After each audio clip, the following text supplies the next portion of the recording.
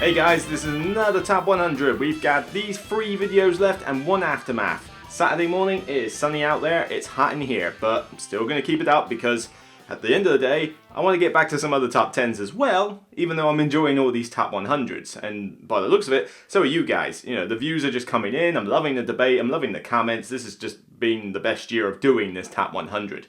So we got 30 games left. The top 30 games that are my favourites, and just my favourites. There's certainly been a mix of comments as to, I like that game. Oh yeah, that's a good one, and don't like that one. You know, that's the whole point. You make your own top 100, I guarantee it will probably be very different to mine and different to everybody else's. That's the beauty of this diverse hobby. So without further ado, we'll get into this next step of 10. Just a few little statistics. Most of them have been pretty steady in this batch of 10. Certainly the risers have been in this batch of 10 before. We have a couple of ones falling from the top 20 into this batch of 10, and we have 2 debuts. So we'll see how things go. Let's get a move on.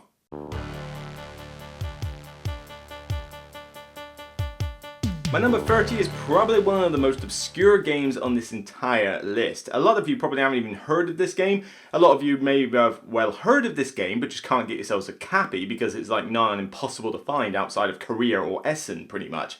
But for those lucky few of you who do have this, this is one of my favourite solo game experiences. It's a bag building game where you are making coffee. Doesn't exactly sound like the most exciting of themes, does it? But this one just seems to work. Bag building with a nice little light theme, very quick, very easy, and pretty well produced as well. It is the obscure coffee roaster. And I say obscure because, like I say, outside of Essen or, Korea itself, chances are you're going to find it hard to even find a copy of this game. But it's a solid one to do if you are a fan of solo games. Here, you have all these different types of coffee, and they're well known around the world. They have a different roast rating, as well as other little characteristics, like whether they need sweetness or certain blends of flavour and that. And on top of this, it gives you a starting setup of what to put in your bag. And it's water, different level beans, burnt beans, smoke, all sorts of weird little bits like that.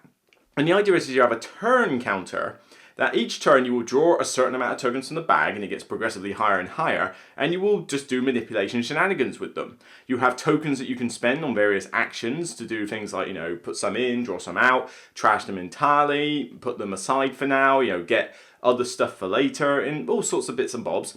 And what you'll do is that you'll keep going and going until you'll say you're ready to do your coffee. And the longer you leave it, the more smoke that goes into your bag because you're roasting coffee a long time.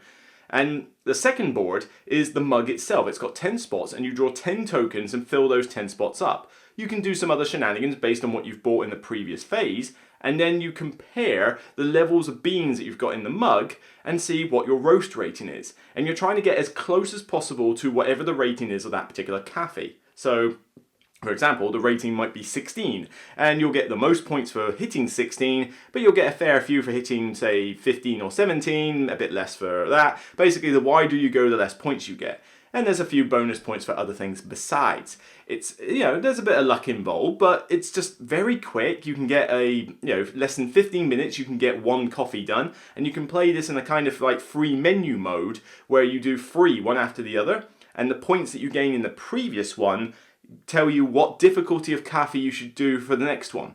It's just a solid, entertaining little game. I didn't think I would like it at all. Basically, I think Eric Summer or somebody else at Essen raved on about it in a top 10 list, and I just thought, I'll go give that a look. Went to the career stand, nice little girl, taught me how the game plays, bought it the next day. It's a solid entry, and I'm glad I bought it because it would have been hard to find otherwise. Coffee roaster, staying in my collection.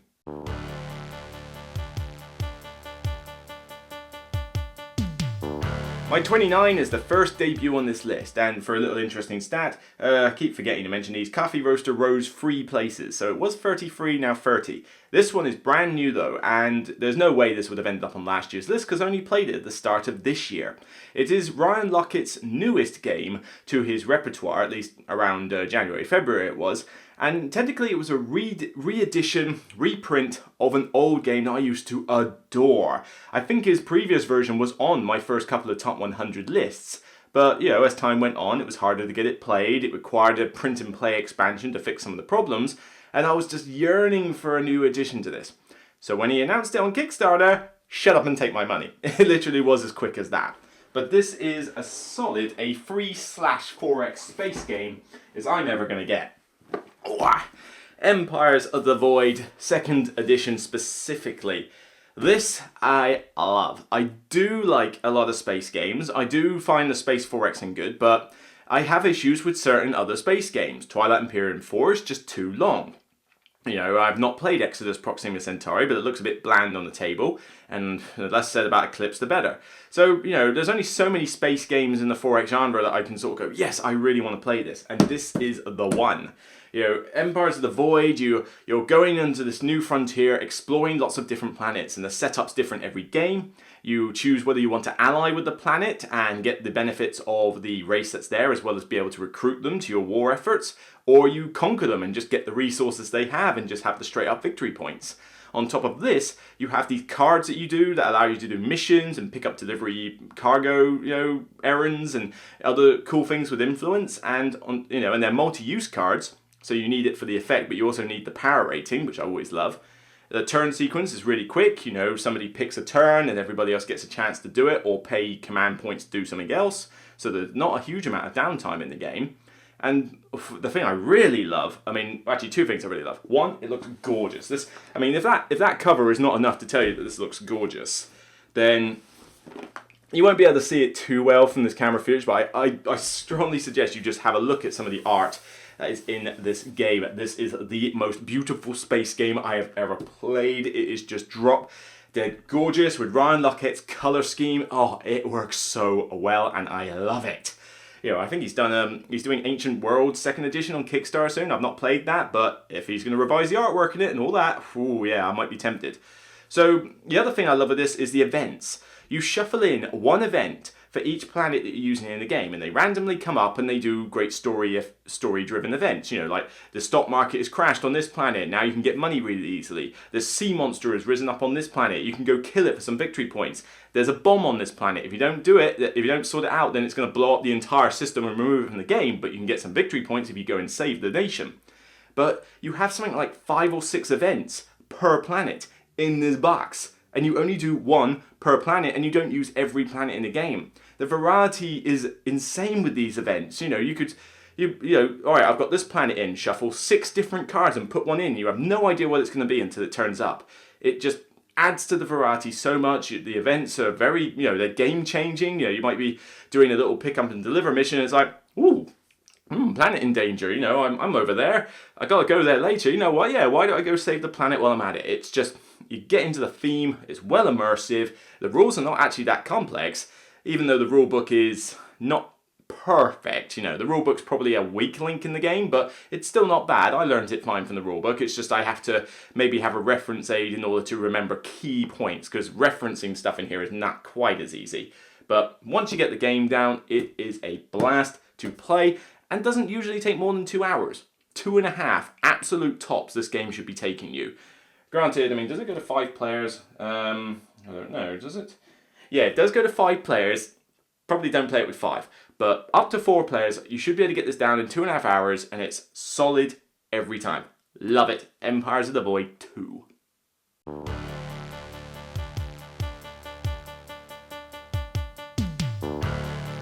My 28 has dropped 10 places from 18. This is one of the ones that has fallen from the next match, and most of it is just simply down to the struggle of getting a long, involved 2-player only game to the table. You can argue this one does up to 4, but let's face it, you don't. You play this with only 2. And I also just mentioned that Empires of the Void was kind of like the space game I want to play, like 4X style. This isn't 4X, so this doesn't quite count in that genre, even though it is technically set in space. This is Star Wars in a box. Just plain and simple Star Wars in a box. Star Wars officially titled. Oh god, this is a hard one to get. Oh yeah, there we go.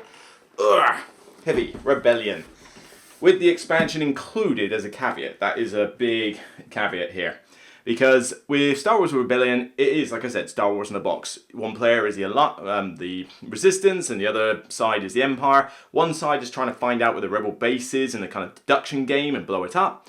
And the Resistance is trying to outmaneuver the Empire, stay hidden, and do missions in order to gain reputation and build up the Resistance. So whichever side you play, you're playing a very different game. And it's got all the characters and all the stuff from Star Wars. It's got miniatures of Death Stars and AT-ATs and X-Wings. You've got all the leaders as characters, from Palpatine to Leia to Luke. And you do the story events on missions like you do in the movies, but they might turn out differently. Suddenly Chewbacca got frozen in carbonite. Suddenly Leia was captured at the end of Return of the Jedi instead of Luke Skywalker. And maybe they had a duel and Luke lost the duel. Maybe the Death Star managed to blow up a few more planets before it essentially got blown up. So it just is such a strong narrative. Now, what I mean about the expansion is that the weak link in the original was the combat. It was kind of clunky, didn't feel very thematic, didn't feel very immersive. The Shadows of the Empire, no, Rise of the Empire, sorry, expansion for this fixed that. It includes some other bits from Rogue One and stuff like that, which is okay, take it or leave it, more content. But the combat system now has this deck of tactic cards. They're based on stuff that actually happened in the films, and you play these in a kind of back and forth tug of war with your opponent in order to win the combats. Much more immersive, much more interesting, and a lot easier to just deal with during this 2 to 3 hour game as this game takes. It's not a short game. And that's mainly why it has dropped a bit. I love it to bits. If I can get it to the table and remember the rules, then, I love it to bits. But the problem is, 2-player, 3 hour game. Not the easiest thing to get to the table. Certainly not for me anyway. I wish I had a partner that was willing to play this sort of thing on a regular basis, but yeah, pipe dream. So, still solid. It's in my top 30 after all. Maybe it'll start dropping the more and more it's harder to get it to the table with 2, but like I say, every time it gets to the table, absolute blast. I find I quite like being the Resistance more than the Empire in this one. I quite like being the ones who I've got to hide. It's like, you don't know where I am, hee, uh-oh. And then suddenly there's a Death Star looming overhead. I like that cat and mouse game, to play with it. Not to say I don't like playing the Empire, but if I was going to pick one of the two, I would probably play the Resistance. Also, I think the Empire has a slightly easier time in this, even with the expansion. So, if someone's new, it's kind of like, you be the Empire, your job's a little bit easier than my one. So, still love it a bit. Star Wars in a box. Rebellion.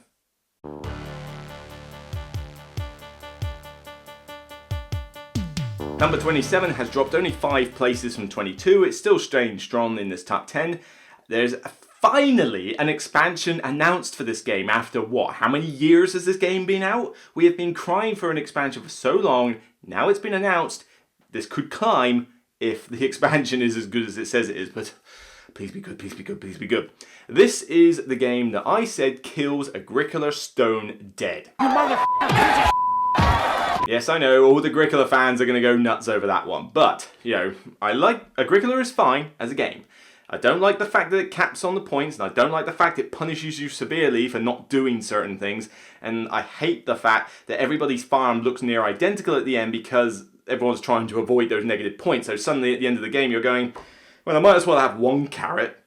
And I guess I'll have that 1 cow over there. I wasn't doing anything to do with them the whole game, but, it saves me 3 points. I'll grab a vegetable. That sort of thing just puts me off, but I like the cards. This game, though, is the one that has killed it. If you can see it in the picture, you already know I'm coming to this one. Oh, yes. Yes, I can hear the Caverna fanboys screaming, yes! And I can hear all the Agricola fanboys going, you monster! It's a massive war that this has, Caverna versus Agricola. It's a war that's lasted many years, many deaths, many nations have fallen, civilizations have gone from history. No, okay, not that bad. But Caverna, the Cave Farmers, sandbox Euro-style game. I love it. I like sandbox games. I like being able to sort of decide, right, this is the path I'm doing. No idea if it's going to win or not, but I want to do it. And with this, you've got so many options in this. One game I'm deciding I'm going to do all the planting. Now I'm going to do all the mining. Now I'm going to do all the adventuring. Now I'm going to do all the weaponizing. Now I'm just going to build rooms. Now I'm going to have 6 dwarfs. Now I'm going to have, animals everywhere. You can do whatever you like in this game, and it's so well balanced. There are so many times where I've had tight, close scorings. In fact, the last one I played this at Handycom, I drew with another person, and we were doing completely different strategies. It just works so well in this one, and it's got the great components with it. You need an insert, trust me, get an insert if you're going to get this game. And the rules are not particularly complex. Worker placement, put a guy out, get stuff, replenish, flip a card over. I mean, if you know how to play Agricola, you can play this one even easier. But, and you've got all the different rooms that you can put, for different strategies. They're all available to everybody, so it's not luck of the draw like with the occupation cards. Everything's there for you. So there's only a mild degree of luck in this game, which may be down to which, different actions come up at different times when you start revealing them during the course of the game. But other than that, everything's there. It's all readily available, so luck is kept down to a minimum. But enjoy the sandbox game so much. It just, I've got friends who adore this game, probably more than I do. But it just always is a surefire hit whenever it hits the table at a convention or on a game night. Wish it wasn't such a huge table hog. In fact, it's such a table hog that I've actually taken out the 6th and 7th player components to fit everything in the box. Not to mention I refuse to play this game with more than 5 players, like ever. 5 is probably too much, but 6 and 7, yeah, no way. So with Cave Farmers, I just get a massive kick out of it. Everything about it's always enjoyable. I'm sorry, Agricola, but this one just beats it out for me. What can I say? I'll give you a piece of shit.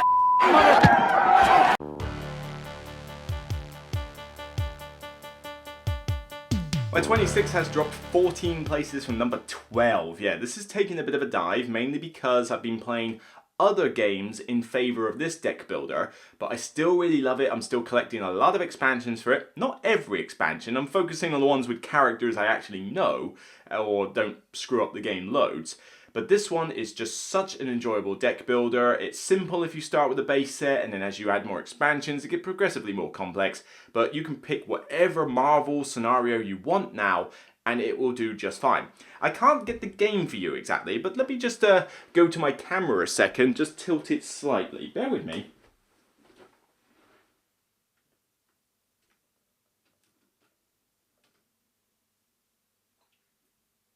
You see that giant box up there? That is my legendary vault. That giant, massive tower box up there. Yeah. Okay, put this back in. Yeah, that is my legendary vault. It has several games from the Legendary universe in there, but it certainly has, I think, half of that taken up with Marvel Legendary, which is my number 26. This is a solid deck builder. I love Marvel and DC. Marvel is my favourite of the two, but still love all types of superheroes. And with the Marvel deck building game, I can choose whatever combination I like. Do I want the Guardians of the Galaxy against Thanos? Do I want the Avengers to go up against Loki? Do I fancy, a complete mix? Do I want all the different Wolverine clones from across time to go up against Magneto? There's just so many different things I can do with this game. All the schemes, all the heroes, all the variety. They just brought out a Hulk expansion, which was really good. There's just so much I can do with it that I'll never get a chance to play every single combination. Probably not even get a chance to play every single character. There's just so much in it. But I can't stop collecting it. It's so good. Granted, I've missed out a few expansions like Champions and Deadpool and what was it called? First War? I can't remember. It was the first Fear Itself. It was a villains expansion, I think. But they're like based on comic strip entries that I got no idea about and didn't really care. I almost didn't get Secret Wars because of that, because I've not read the Secret War stuff. But the Guardians of the Galaxy, the Fantastic Four, the Spider-Man, the Hulk, the X-Men, all those expansions that were key to specific characters are all solid, and you should get them all. Well, get them at your own pace, I don't know. But I like this one, just a simple deck builder, beat the mastermind, push back the villains, and enjoy your own version of your own Marvel movie. 26, solid Marvel deck building game.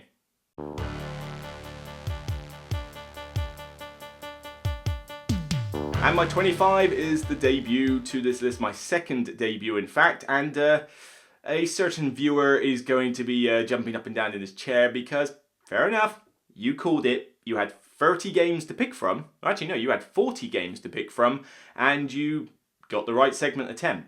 This game is one that you would never expect to see in anybody's top 100, let alone a top 30 games. But something about this just works. When you show people this game, the box and the title, people go, okay, yeah, we'll play this kiddie family game. Yeah, because it looks cartoony and it's got a title that doesn't exactly scream out, manly game. But It works. My family likes this, a lot of friends like it. They all go into it with a weird slight skepticism and then come out of it going, wow, that was actually really good fun. Scores are tight, it's beautiful artwork, the game, it needs the expansion to get this high. It would be a lot lower if it wasn't, get the expansion for it. But it's just so simple to play, it's got an attractive theme, lots of different cards, and it's a perfect gateway level. Which one do you think it is? Well, you can see it in the picture, I think. Where has it gone? There you go. Oh, sorry. Other side. Yes, there we go. You're not going to believe this, some of you. Believe it. Dream Home. Yes. Took me ages to get this one because I dabbled about it for ages and then thought, you know what, I'm going to buy it. I'm just going to find out what it's like. Bought it with the expansion. Thought, let's get the full thing in. Wow, is this a good gateway family game. And even, forget families, I've played this more often with just other gamers. It's such a nice, light 30 to 45 minute filler game that has you building your own dream home. You've got 12 segments in your house, and this board with 2 separate rows fills up with cards. One is resources and roofs and helpers and stuff like that, and the other one is the rooms themselves. You have to draft a column in turn order, so there's a lot of angst over, oh god, is he going to pick the column before I get there? And you take the 2 cards, you place the room in your house, and you use the whatever resource card for its various purposes. But you have a restriction on where you can put the rooms. If you build up rooms in a big contiguous line, they get more points, but the problem is you have to build from the ground up. If you don't build the bottom part first, you can't build above it. So sometimes you're torn between, oh, but I need to get something in the garage, otherwise I can't build on top of it, but I really wanted the second bathroom. It's like, stuff like that. When you start realizing you're making comments like that in your head for making decisions, you know you've got a hit with this game. Now, it does need the Sunnyside expansion, or whatever it is, 182 Sunnyside Street expansion in here to get it this high. It's a very simple one. It just adds 5th and 6th player capability. And this is one of the few games where actually adding a 5th and 6th player is really good, really tense. I can play this very quickly with 6 players, works just as well. But it also adds blueprints, which are kind of endgame objectives, and it adds the friends, which are, if you build your rooms in a certain combination, you get a few extra points from friends who want to visit your home. It just adds more ways to score in the game, as well as a few more cards, because when you play with 5 and 6, you have a new set of cards that you have to shuffle in. Granted, I've had a few games where a couple of cards have got stuck together in sleeves, and it's like, okay, did we shuffle this right? And I have to go and check, but that's sleeves, that's not the game's fault. It's got a good solo mode included, and the rulebook seems to hint that there may be more cards in the future. I don't know, the way it's written about how you use the different cards and different player counts. So I'm hoping that they'll bring out more cards for this. I think that's all it needs. It just needs more cards, more of the good stuff, and I'm happy. Maybe another way to score points or something, but it just works. So simple, so colourful, so easy to teach, so attractive. It's just, I don't know, it's a beauty for the gateway genre. Never thought I would like it as much as I do, but every time I bring it out, it always goes down well, and it's getting a lot of plays. People are requesting me to bring this and show their friends. That's how popular this game is with people right now. So, gotta say, worthy 25 to the list. Top 25 games, Dream Home. Would you believe it?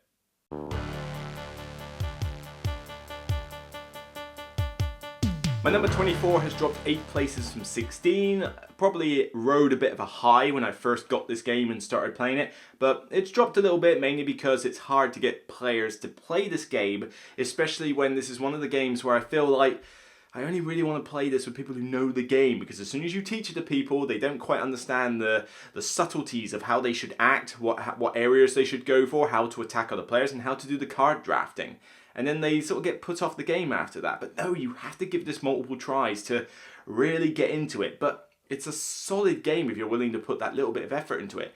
Madigo puts out a lot of great games. In fact, is Madigo high on my list? Madigo, 3 games from the publisher on it. And bearing in mind, when it comes to counting the publisher games I've got on here, it's mostly 1s and then the 2s, 3s. 4 is like the 3rd highest count, and then you've got a 6 and a 12. So, it comes to that. I got a big spread of games in my collection. But Madigo generally always puts out solid, attractive games. And this is part of that whole trilogy where you had Cyclades and Kemet. I like Cyclades, but only with the Titans expansion, otherwise, I can't be bothered. Kemet is alright. I don't know. I'm kind of umming and ahhing on Kemet. It's a bit hard to teach new players, but I enjoy Kemet. It's still pretty solid. This is my pick though. My personal pick, right behind my head. Here we go. Inish. I think that's how you pronounce it. I think it just means island in Irish or something, but I'm not so entirely sure. Or Celtic. You can probably correct me on that if that's the case. But it lies on the box about 60 minutes. I've never had this go to an hour, but I play this with 3 or 4 players more often. And this is one that has a very divisive artwork. I mean, it's nice artwork. It's just not a style I typically go for. But then when you look at the location tiles, the artwork is gorgeous. But what makes this game for me is not necessarily the area control and fighting each other. I mean, that's all well and good. You've got multiple victory conditions, which I enjoy, but I love those cards. You've got a deck of special cards that you'll pick up during the game, but then you have these 17 big tarot-sized cards that have different effects, and you draft them. But you draft them slightly differently to how you think you normally draft them. Normally it's pick a card, put it down, pass the rest. Pick a card, put it down, pass the rest. This time, no. You draft a card, you pick one and put it down, pass the rest on. But then when you take the other 3 cards, you start with 4, then you take the card you already drafted, add it to the 3 you've just had, and then pick 2 cards from those 4. So you pick 2 and pass 2 on. You get given 2, you add the 2 that you've already taken to those to make 4 again, and then you take 3 cards from there. It's this really cool system where you have the opportunity to actually backtrack your previous choice. Because you'll be like, well, I'm probably going to do some combat this round, so I'll take this card first. And then as the drafting goes on, you realise that the combat cards are getting taken by other players, and it's like, I'm not going to do as well with that. So, I've just been given a bunch of resource, like building cards here and recruitment. So maybe I should just build up my forces, wait out the combat, and then go next round or something. So, okay, fine, we'll put this one back in. We don't want it. Pass that along. I'll take these ones instead. I love that. It's an extra tactical choice that you have in this game that's already very tactical as well as being quite strategic. Looks the business on the table. I hear there's an expansion coming out this year in Essen. I know nothing about it. Literally nothing about the expansion, and personally I'd rather just wait until it comes out before I get too hyped. But yeah, I mean, it'll breathe some new life into this game, I hope. But personally, I still really like it. It's just hard to get people who don't know the game very well to get into this, but solid all round. You want to play this game with me? We'll love to. Inish 24.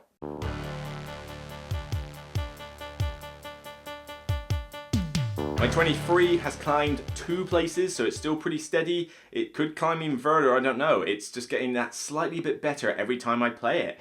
And I know some people have kind of phased out of this game, or they weren't as big of fans of it, but I get a big kick out of this one. Whether I'm the ghost player who's like, come on, choose the right card, I'm giving you the right stuff, but you can't talk, or you're one of the private investigators doing the deduction aspect. And if you like Dixit, there's no reason you shouldn't like Mysterium.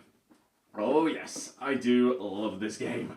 Besides looking drop dead gorgeous with all its Dixit cards and the typical labelled, Asmodee and is labelled, yeah. So I think they're popular on this list as well. Actually, labelled is 4 games. Yeah, I like their games. But this one, there was another one from Portal Games, like the Polish one. That's all well and good. This is the version I prefer. And I've got expansions in here, so I've got loads of new cards for the deduction aspect and for the ghost to use, so it's a nice amount of content in here. But, I do love this one. This is like, whenever you've got that problem of, I've got 6 or 7 players, we got to split, do we? Is there any way I can include 6 or 7 players without making it a social deduction game? Is that, oh, hello.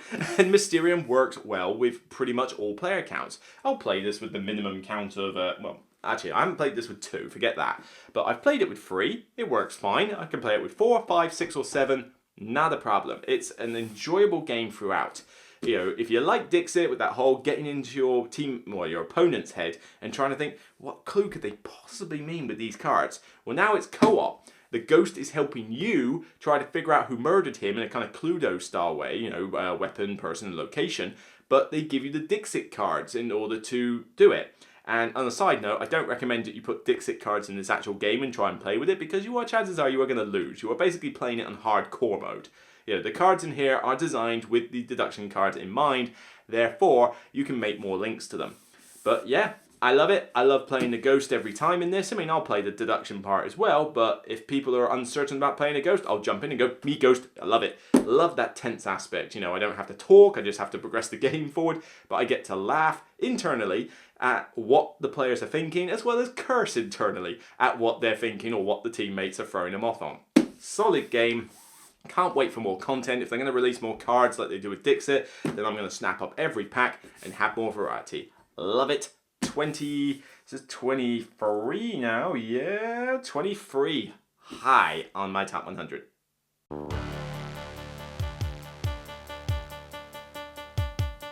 My number 22 has climbed 7 places. This has gone up a lot. Well, I mean, I say a lot. There's only so much it can rise when you're in the top 30 games.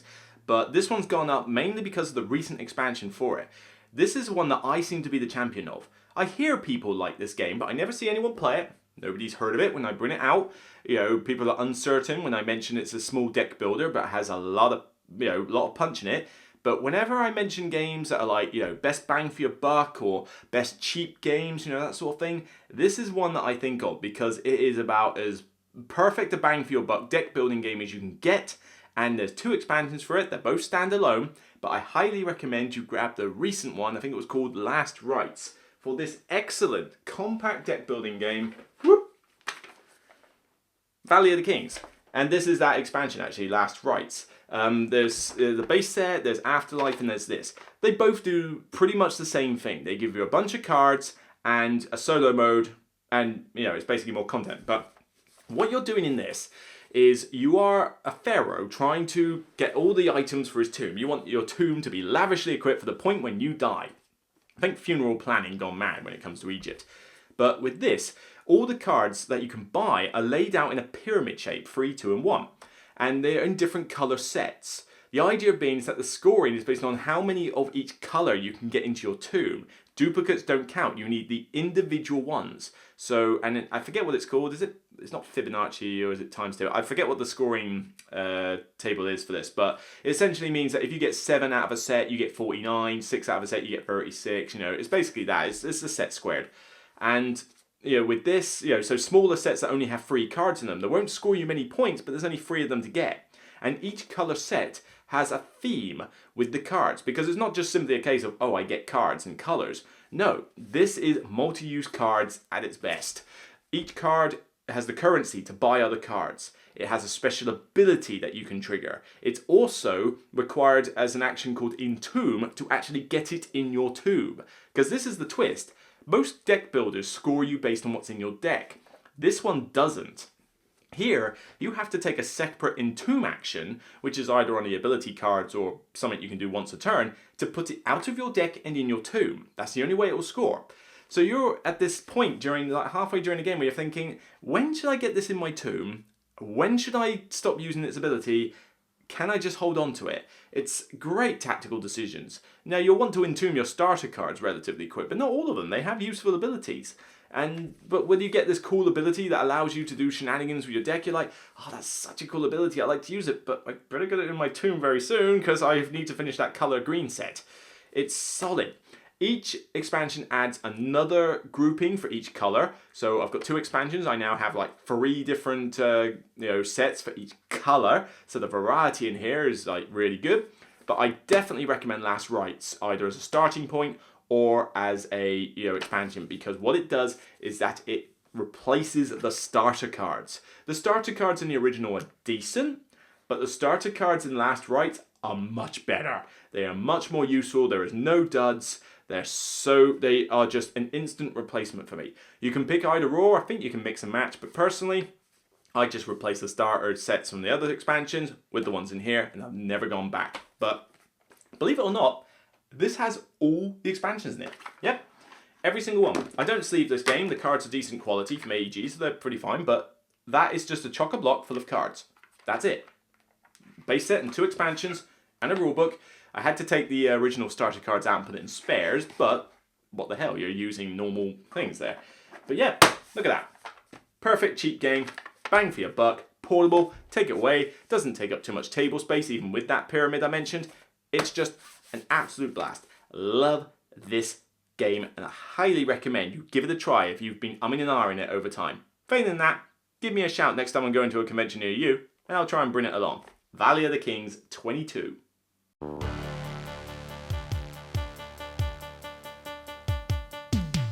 And finally, for this batch of 10 by 21, which has, I believe it's climbed 3 places, so it's been pretty steady. You know, it's not likely to get any higher. It might even drop over time, we'll see. But this is a straight up party game. And it's a party game that feels like something you would play in the 80s, but it's been modernized and it's got some cool twists to it.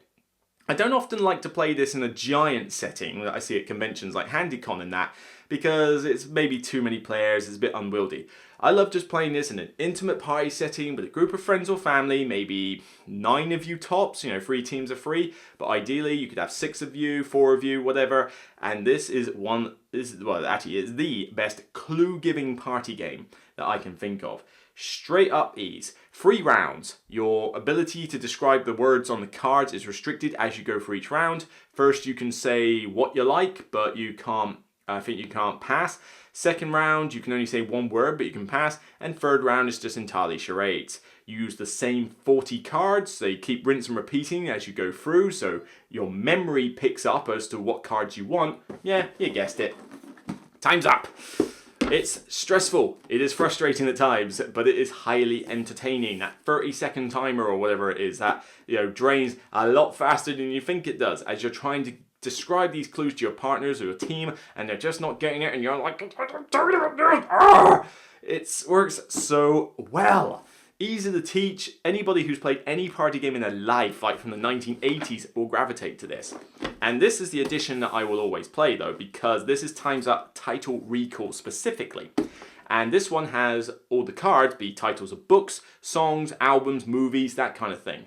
And granted, I don't read a huge amount, and I certainly don't know every TV show and song on the planet, but I'm pretty good at the movies. But with this one, I find that even if you don't know the clue, you can describe them a lot easier, you can break them down. If you don't know who Kaiser Soze is, for example, out of the original version, then you're kind of screwed. How do you break up Kaiser Soze if you've never heard of Kaiser Soze? Whereas with this, if the book is called The Long Arm of the Law or something like that, well, law, long, arm, you can kind of get it. It tells you it's a book title, so you can at least attempt to. And as I said, the words repeat. Use the same 40 cards the entire game. So you don't know the long arm of the law when you first do it, but then as you go through, the charade for it, might be somebody doing this or something, I don't know, some weird charade for it, and you go, oh yeah, long arm of the law. But it's hilarious when the same clue gets mixed up for multiple cards, and people are sort of like, it's like, it's this one, yeah, Bambi and stuff like that. And they pick the wrong one. But on top of that, when you make the wrong clue about a word, and it's ingrained in people's minds. So when people do the charades bit later, they do that wrong clue because it instantly jerks their memory as the, oh yeah, William Tell. It works so nicely. Easy, but it's weird. It says the perfect party game on the box as I read it now. It is. Simple, does what it says. It's a clue-giving party game, but one that's just hilarious every time I bring this out. To wrap up this batch of 10, Time's Up Title Recall. There we are. 20 more games left. Just 20 more games. We have 4 debuts left. We have, 4 debuts and 16 games that have been on this list before. We got some risers and we got some fallers. But I look forward to getting to one set in particular where I can talk about the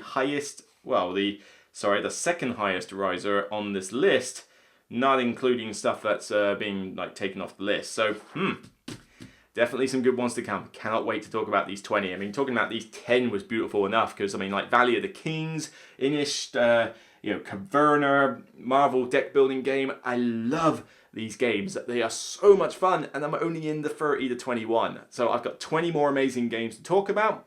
We'll get onto those very soon. Don't worry, the end is near. So thanks for watching. Thanks for all the comments. If you like what you see, subscribe to the channel, podcast, Patreon, whatever you like. And I'll see you on the next Broken Meeple Top 100 episode. For now, just remember, like them or hate them, they're still only games. Take care. See you soon. And enjoy your bank holiday weekend.